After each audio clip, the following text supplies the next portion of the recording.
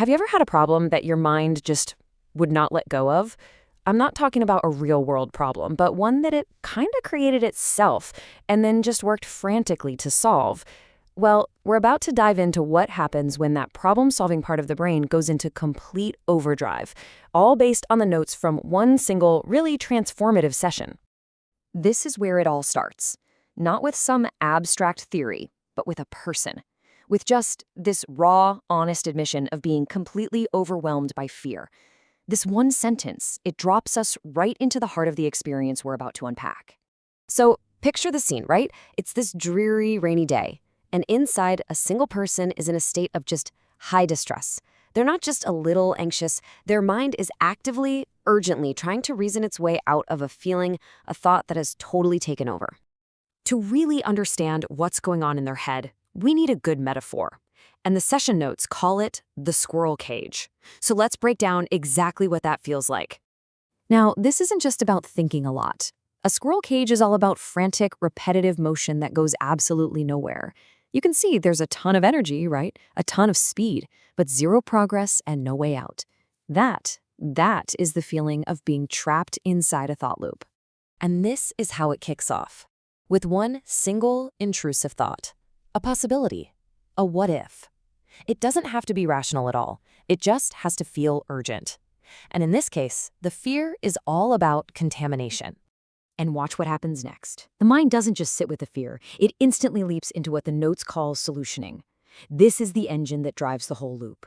The brain says, okay, problem identified, and immediately demands a solution. Disinfect them, throw them out. It has to be solved, and it has to be solved right now. And from there, you see the escalation, of course. The loop doesn't stay small. That initial fear about the shoes just expands, spiraling out into these catastrophic future scenarios. It goes from the shoes to the whole house, and then to the life of a beloved pet. The stakes just get higher and higher with every spin of the wheel. So here's the crucial thing to get. This has nothing to do with logic. The notes are really clear on this. The brain is an organ, and in this state, it's just producing scenarios, almost like a machine that's stuck on repeat. The scenarios feel incredibly real, and they feel like they demand a solution. But it's an automatic, involuntary process. Okay, so if you can't solve your way out of the loop, what on earth are you supposed to do? Well, this brings us to the real pivot point of the whole session. A totally new strategy, captured by another really powerful metaphor. 45 minutes. During the session, the participant just sat with this intense, looping storm of thoughts for 45 uninterrupted minutes.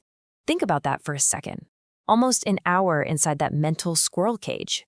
And here is the profound shift. The mind kept spinning, it kept demanding action. Solution, solution, solution is how the participant described it. But for the very first time, nothing happened. No action followed.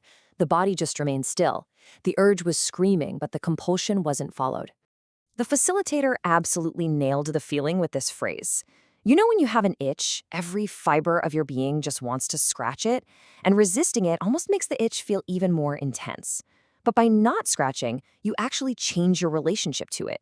You prove to yourself that an urge is just an urge. It doesn't have to become an action.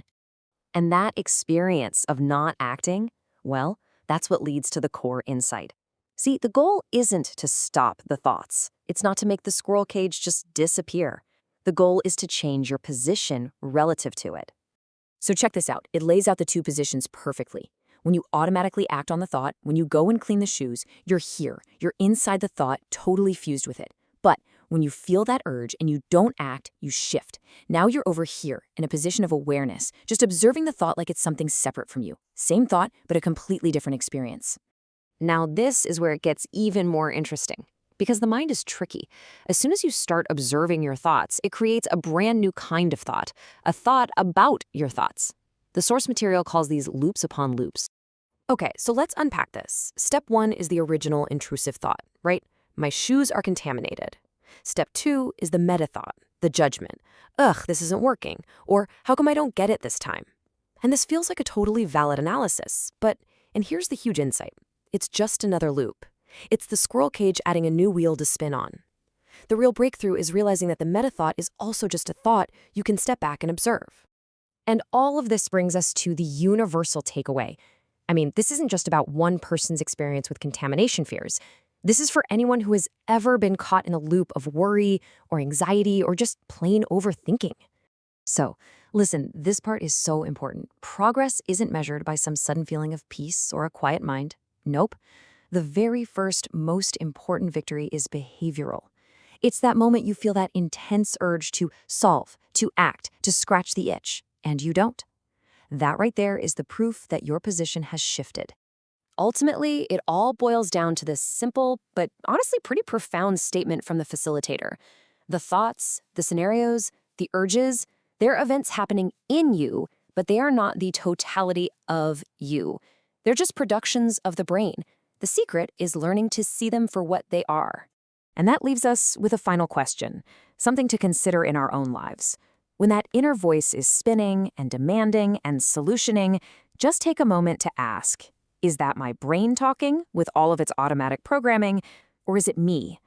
Knowing the difference, well, that might just be everything.